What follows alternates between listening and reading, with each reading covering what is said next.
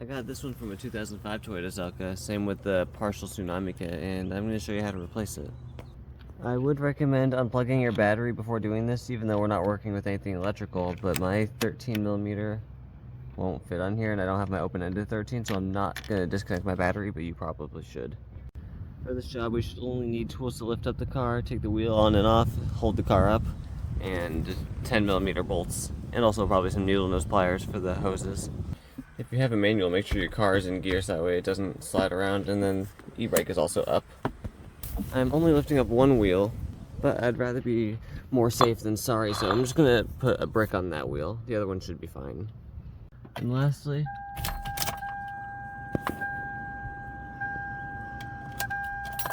making sure the fuel tank is somewhat empty, nearly empty.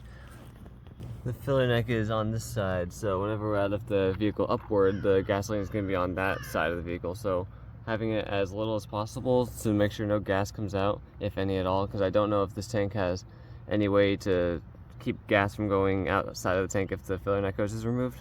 So we're just going to try. And now we're just going to break the 5 lug nuts loose. I have the jack stand on this point right here, and then this jack just a little bit, giving a little bit of pressure, not a whole lot, on to this point right here. Should be more than alright. Now would be a great time to say keep your stuff organized. I forgot to mention open your fuel door. Also, if your fuel door ever does a thing where you open it and it just doesn't like spring open, check this little spring right here. Just a little tip. I didn't even have that to begin with, so I just bought one for like 10 bucks or less. There's a 10mm up here, one right here, one right here, and one right here. It's a little easier to see without the zoom, but there's just 4 10mm holding on this cover, and then you can see the filler neck. I might be more in frame than I want to be, but I'll try to get us a good angle here. And now, this cover comes out. And you can see the filler neck. Wait, let's get a look in here. It looks default to me. And then there's where the hose goes. I might need to reuse it, I don't know. I'll see if I can or not. And then here are the 3 vacuum lines I connect the filler to. Okay, so you genuinely do not need to, you don't need to drop the tank. Or not the tank, the muffler, because I was really hoping I wouldn't have to. This will be a little harder to reach, but possible. This one's a 10mm, but then this one and this one are 12mm, and I'm not seeing any other bolts that hold this in. Can someone tell me what I'm looking at? What is this? Are these like eggs or something? Spider eggs? I have no idea. All I know is that they were in here and they're gross. Yeah. I don't know what that is. Really dang good reason to wear gloves, because this looks like the stereotypical like virus you'd see in like a high school science book. It's a little ball with spikes on it. Ew. Before I remove anything else, I'm just gonna hit this with some compressed air. This is not sponsored. I bought this with my own money. I just like this thing. I took out the fuel lid, and I will need to clean out this O-ring. It really badly needs it. But also for this mounting in here, it actually just pulls up and then out. On this little clip right here, if you saw that. For this to come free. And further below the car, we're just gonna remove this hose clamp right here, which looks like a 10mm. And I hope no gasoline comes out of there, but I'm not going to be surprised if gas does come out. If you want to save your gas, I would recommend just put like a little bucket down here. I probably should, but I'm probably not going to. A little bit of a WD-40 on this part right here shouldn't hurt. Because, man, I almost broke it. Like, I felt it not loosening, and I was like, okay, let me just take a step back before I break something. Came off really easily with a little bit of WD-40 and it's fine. But before I remove that, we're gonna remove these 3 vacuum lines down here, which needle nose pliers to loosen up the hose clamps, and then they should all come loose. This larger one here is easy to remove since it's a new hose and a new charcoal canister, straight OEM from the dealership. But this one right here and then this one further back are not easy. So I'll try a little bit of WD-40, but I just mainly need them to twist. At a different angle here, got all 3 of these hose lines disconnected. It was much easier from down here. And then this, the tank is not as much of a upward level as I thought it was, so I'm gonna just try to like twist this a little bit. In the slight chance that any fuel does come out, I do have just that wouldn't hurt. But under the vehicle, before you even try to get this hose off, what I did was spray WD-40 above it and then use my needle nose pliers to slowly twist it back and forth lightly. And eventually it came loose. I heard the little pop. And then we just make sure the wrench isn't in the way, pliers aren't in the way, yada yada, get all the tools out. And then, just in case any fuel does come out of here, I'm ready for it. I hope not. Oh, actually not that bad. Would you look at that? I just didn't want the fuel going everywhere. I don't mind it. No, I'm not going to reuse this fuel. This fuel's... it's dirty now. I'm not going to use that. In theory,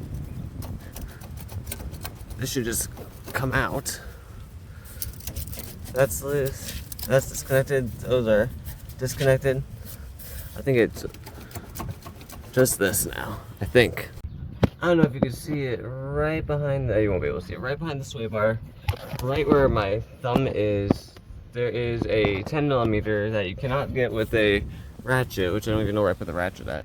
Can't reach it with the ratchet. Gotta have a 10mm wrench, and the only one I have with me is a line wrench. So, this is gonna be an interesting maneuver. The line wrench doesn't have enough angle to get here, and I don't have my 10mm 12-point open-ended wrench, whatever the name of it is, because that's over at the other house with the engine. So my other option was to remove this hose clamp by pressing on these two tabs down here on my thumb, and then just get enough space to loosen this 10mm out. And then hopefully, no, this needs a little more bending. Just a little more. And then just like that.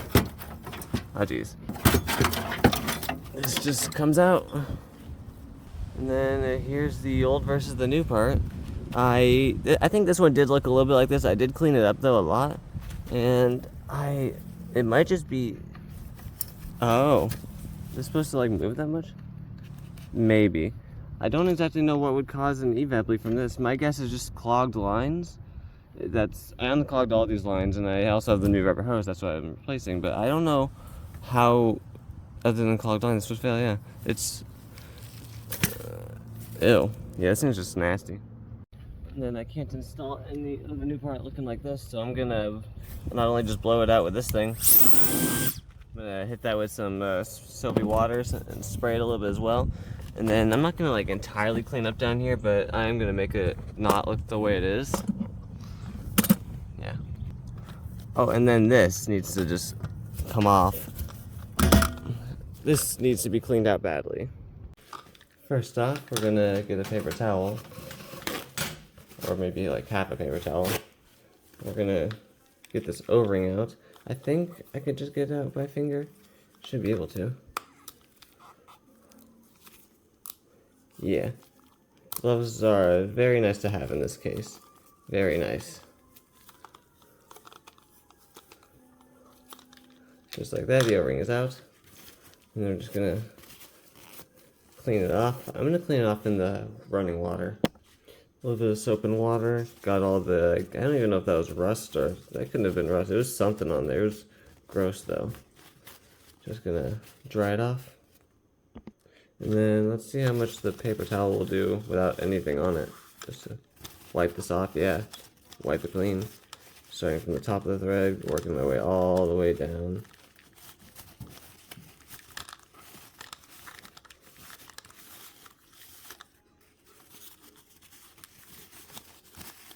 I'm not going to put the gas cap under the running water because there is an electronic piece in here. I think so at least. But make it look nice.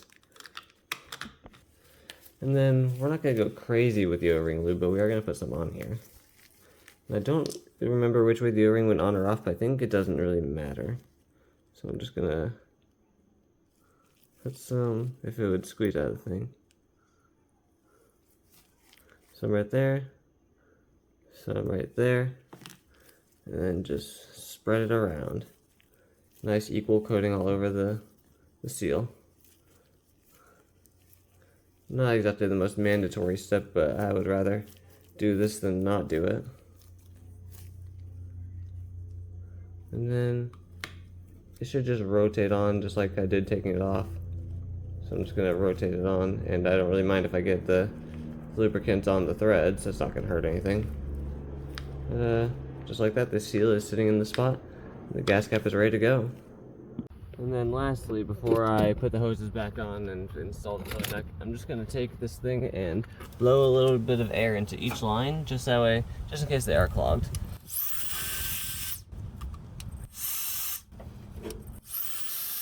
Not a lot.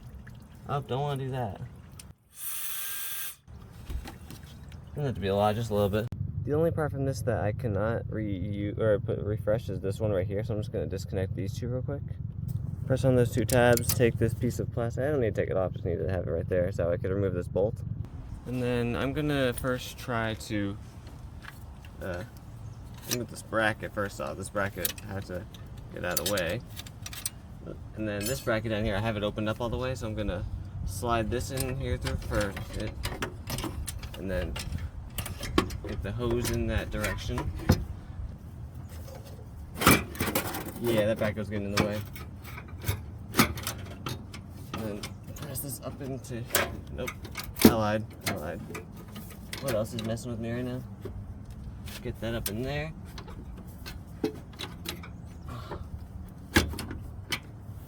Alright, looking good. Alright, looking good. I don't know how much of this is supposed to be poking up into the filler neck area, but I'm just going to try mounting this bracket on real quick. Right here.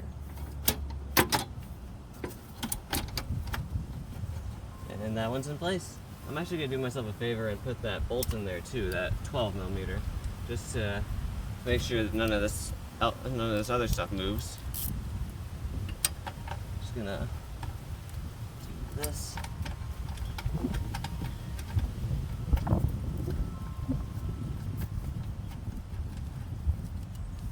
And I'm gonna get the 12mm on the extension so I can do this. That was really tight from the factory, so I'm just gonna tighten it down. That's all. Simply tighten it. That's all you got to do.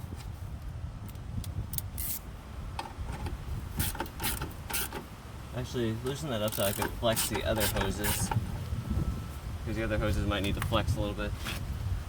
And then I want to retighten this bolt if I can. So that way it doesn't come loose.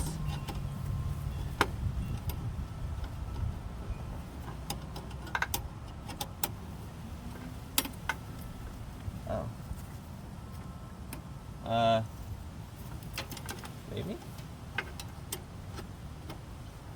I don't know if I could have it tight and lined up at the same time. So I think I'm just gonna leave it the way it is and hope for the best. No, that's just ruining. Okay, gotta have this loose, never mind. Just like one turn loose. Loosen the bastard.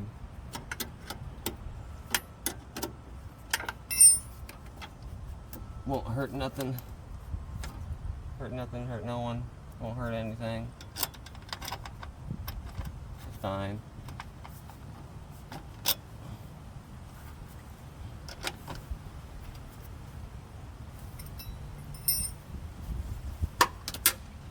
Ooh, that could have been really bad.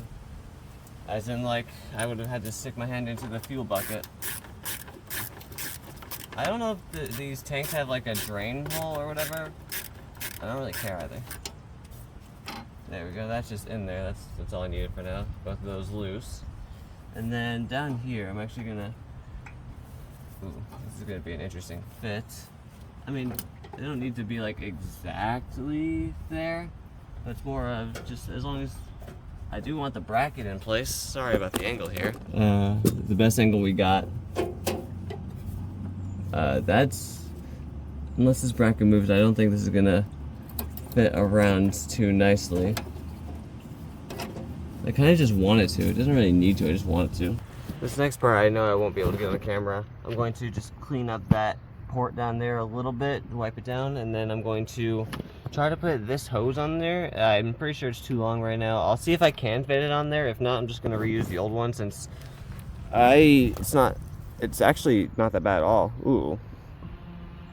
I'll try to get the new hose on there. If not, then this one will work just fine. I got the hose onto the filler neck end as much as possible, and it needs a little bit of trimming, but that's about it. Hey, would you look at that? It works just fine. I wish this would go a little bit more onto the hose itself, because there's like a very small bend right here in the hose, but it can do that bend and it's not that bad. But just need to get the hose clamps. Ow!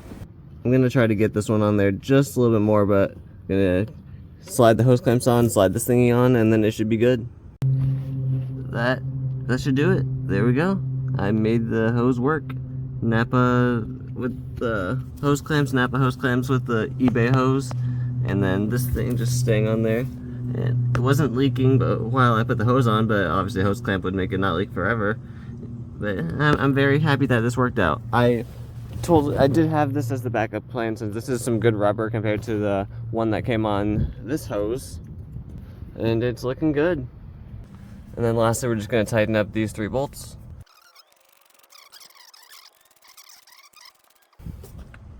And then this glorious piece goes back in here somehow. This bolt's separate from the rest of them because it is a different bolt, but they're all 10mm.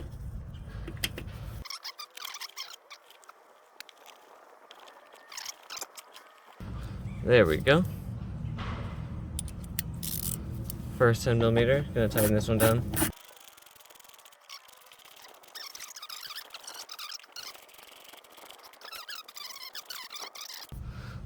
There we go. Oh, and then last step. Last step is to install the freshly cleaned fuel lid onto the newly fresh fuel filler neck.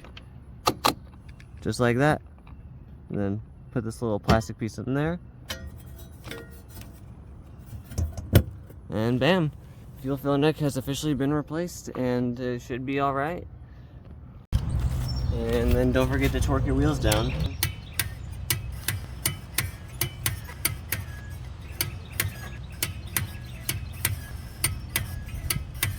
And perfect.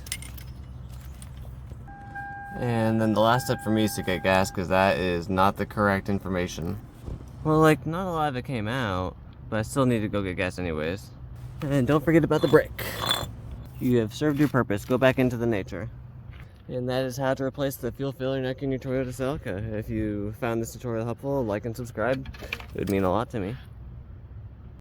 Just making sure there are no leaks underneath. I'm not seeing anything dripping, and that small bend in the hose isn't damaging anything, so I think we're good.